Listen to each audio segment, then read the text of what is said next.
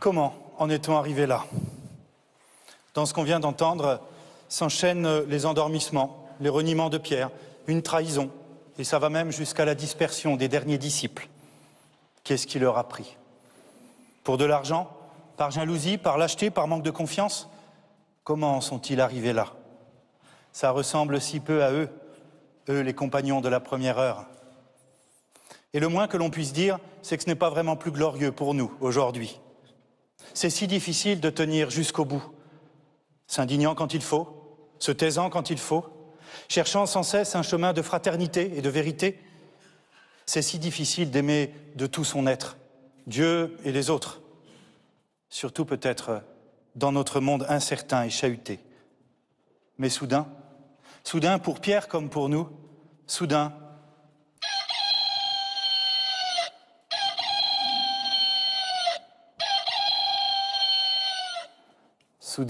un coq chante. Un coq chante pour nous réveiller, comme ils le font l'été, quand on dort la fenêtre ouverte.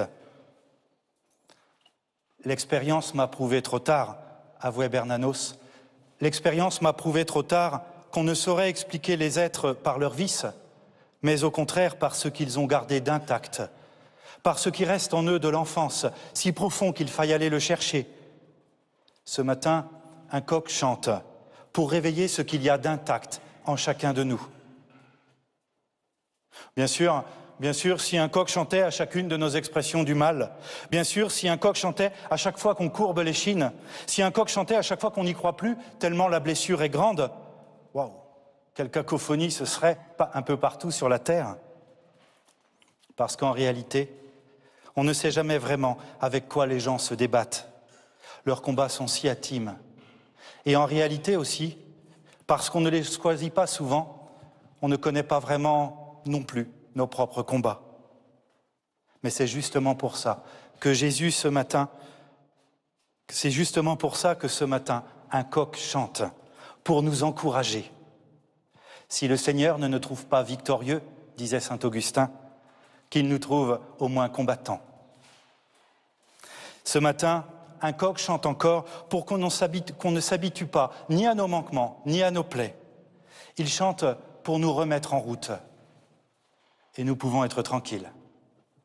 Quelles que soient nos histoires, quels que soient nos choix passés, quelles que soient nos situations actuelles plus ou moins embourbées, il reste de l'éclatant en chacun de nous. En une seule vie, on ne peut pas tout souiller.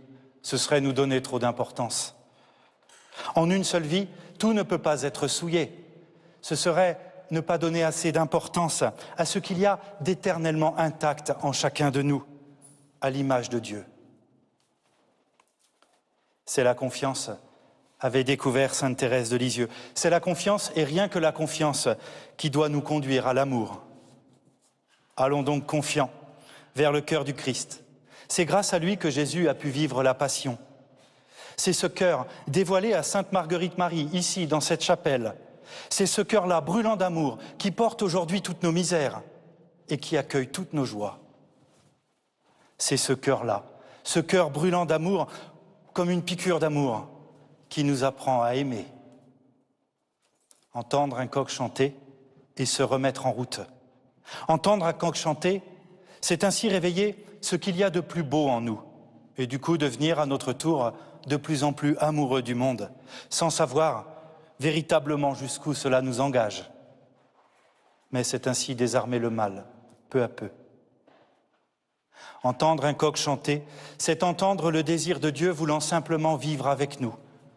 C'est donc entrer tranquillement dans cette Eucharistie. Et nous pouvons alors murmurer, comme Pierre après ses reniements, à la toute fin de l'Évangile, après la résurrection. Et nous pouvons alors murmurer de tout notre être, « Seigneur, tu sais tout, tu sais bien que je t'aime. »